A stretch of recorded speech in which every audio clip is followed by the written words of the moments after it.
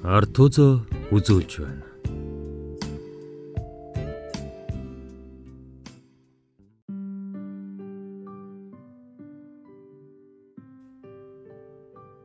Зуун настай ээж 19-р хэсэг.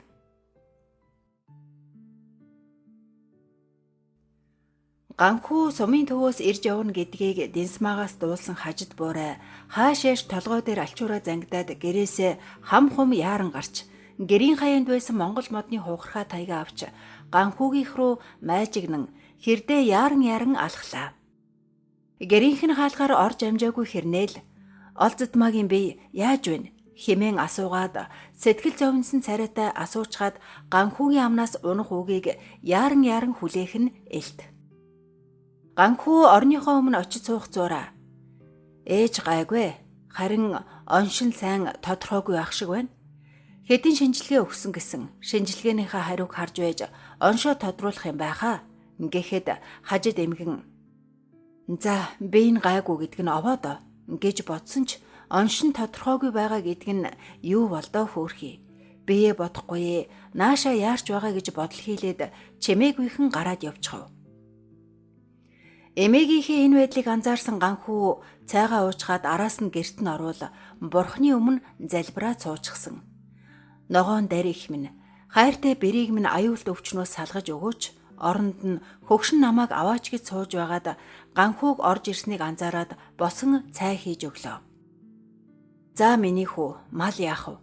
Цаг орон дэлхий гайгүй байгаа юм чинь. Миний хүү ээжигээ л бодорой доо.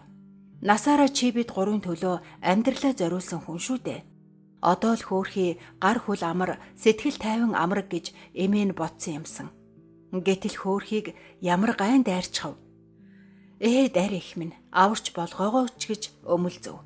Ганхүү улс орон даяар 100 настай өндөр настангуудад ерөнхийлөгч гарын бэлэг гардуулдаг юм байна. Эмээ чинь энэ жил 99-тэй үсттэй. Ерөнхийлөгчөө байг гэхтэл аймаг сумаас хүндэтгэл үзүүлэн биз хэмээлээ. Олзотмаа хүүгийнхээ энэ яриаг сонсож сууснаа хажид эмээг гарсны дараа. Миний хүү эмээдээ хэрэггүй юм дуулглаа да. Одоо тэгээд хүлээгээд унандаа гэлээ. Удалгүй нэг өглөө сонины сурвалжлагч гэх нэг залууг багийн дарга дагуулan ирлээ. Багийн дарга дарам за хажаа санаа зовоод хэрэггүй сайхан дурсамжаа яриад өгчихгүй юу гэлээ. Хажид буураач мэддэг сансан бүхнээ л ярив. Ярилцлага болсноос хойш 10 хоногийн дараа багийн дарга хажид буураагийн ярилцлага гарсан сонинг авчирч үзүүлв. Сонины бүтэн нүүр шахуу 100 настай ээж хэмээх гарч ихтэй эмээгийн зурагтай нийтлэл гарчээ.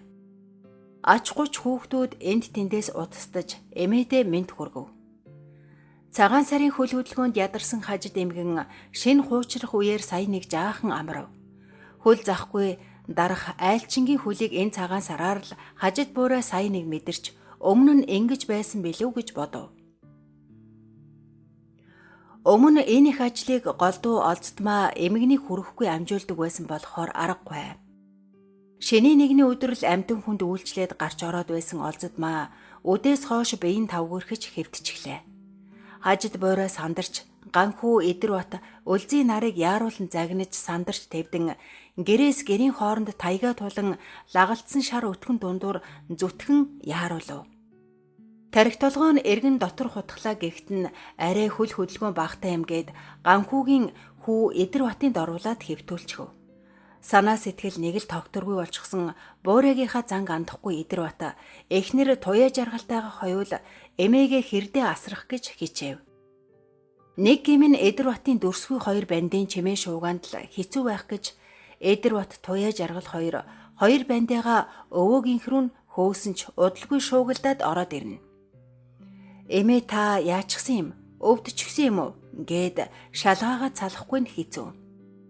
Энэ нутгийн ганц өндөр настан болохоор хажид эмээгийнхээр айлчин тасарна гэж үгүй. Ганхүүгийн эхнэр Өлзий Эдэрбатын эхнэр туяа жаргал хоёр хэрдээ олон айлчдыг хооллож ундлах барьц сэтгэлийг нь зохицуулах ажилд цаг наргүй зүтгэсэн ч үлдээлдэнэ. Денсмаа тэргүүтээ хэдэн жаахан охид аяг тавг угаах ажилд дайчлагдсан зүтгэнэ. Цагаан сарын их ажлын дараах мал төлөх их ажлын бэлтгэл хэдийн эхэлж өвлжөөнөөсөө нүүхийн өмнөхөн ганхүү хонь ямаага төлөх суваагаар нь англин ялгаж 2 хэсэг болгоод нөөв. Тарлан цасны завсраас өнгөйсөн өнжмөл шаргал өвсний өнгөнд тал хэдийн ууч шаргалджээ. Олзодмаагийн бие базаахгүй. Хэд хоног хэвтэрт гэвдэв. Хажид эмгэн өлзий 2 хэрдэл хар шүлхийн шин махаар арчиж хэрдээ бөөцөлсөн ч нэг их дээрцсэнгүй. Сумын эмнэлэгт хэд хоноод өөрөө бараг зогтох шахуу ирчихсэн олзодмааг хүү ганхүүн жаахан зэмлэх аядсан ч хажид эмгэнд загнуулаад нам болов. Ээжийнхээ бие мууцныг дуулаад олзодмаагийн охин сүнжин хотоос ирлээ. Хүний охин үрэл болсон юм хон машинаас буун гэрт орж ирээд нүд дүүрэн нулимстай нүдээр ээжигээ хараад хоолон зангиран ээжээ химэн сэтгэлийнхээ гүнээс нэг царигсан хоолоогоор дуудаад орны өмнө нь бохирон сууж ээжийнхээ буурал үсийг нь элбэн духан дээр нь гараа тавилаа. Хэд хоног ээжигээ асарч сая нэг сэтгэл тайвширсан олзодмаагийн охин сүнжин ах ганхүүгээ жаахан зэмлэх аятай. Та ээжийг ийм болцоход байхад хэлэхгүй яасан юм гэхэд дүүдээ зэмлүүлсэн ганхүү хар цагаан дуугүй сууснаа. Ганц ээж биш ч энэ 2 хөгшин хоёулаа бие бинийгээ дагаад уруудч гээд байх юм аа. Эмээ нуугаад байгаа болохоос бас л бие нь базаахгүй байгаа бололтой гэлээ. Харин хэвтэрт байгаа хэрнээ олзодмаа. Би яах вэ? Ээж зүгээр байгаа да. Хөөхий ядарчхан шүү. Намайг ганхүүгийн доруулаад хэвтүүлчих гэж хэлэхэд эмгэн чих хатууч гэсэн хизээний сонсцгож. Яаж болох уу охин минь? Чи бид 2 хин хинэн ч хэнийгээ асарч тойлж байгаад буцаах тавилантай шүү хэмээн өглөн дуулан байж хэллээ. Сүнжин төрийн албанд ажилдаг бөгөөд авсан чөлөөний хугацаа дууссан ч тэр ээжигээ ийм байдалд яаж хайж явж чадах вүлээ. Ээжигээ үргэлжлүүлэн харж үлдэхэр боллоо. Олзодмаа охиндоо орон дээрээ өндийд суугаад миний охин ээждээ санаа зовоод яах вэ? Нөгөө ажил төрөл чинь юу болж байна? Буцсан дээр байхаа да. Ээж нь яах вэ? Эмээ чинь байна, ганхүү ах чинь байна. Би яах вэ? Төр зүрийн хямраал үз гэж ядрангуй дуугаар хэлээд охиноо дүрлийтлээ харав. Хэд хоногоос олзодмаа босож ойр зүрийн явах болж олзодмаа хажид буурайг хорсон ч гэсэн хизээний тогоо шанагны ажилд орчихсон явж байв. Зүгээр сууж чаддгүй түүнийг хэн хорж дийлэх вүлээ. Эрээд нилээд дуудсан сүнжин буцхаар болж доглон нулимстай машинд цун одов. Хойноос нь сүү өргөн үлдсэн олзодмаа нүдэндээ чигдсэн нулимсан хажид буурайгаас нуун арчаад гэртээ орлоо.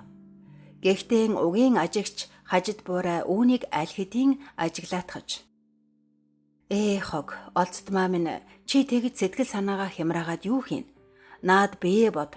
Тэр эрүүл саруул улсад бүү санаа зов гэж хэлчихэд зуухныхоо өмнө очинд бохирон суугаад аргалын дөрвөлжингөөс намрын шар аргалыг хямцаа хайчаар аван хийх зураан. Хогоо би нэг юм мартаатгаж. Сүнжинд нөгөө сэрсмаг олж уулзаа гэж хэлдэггүй.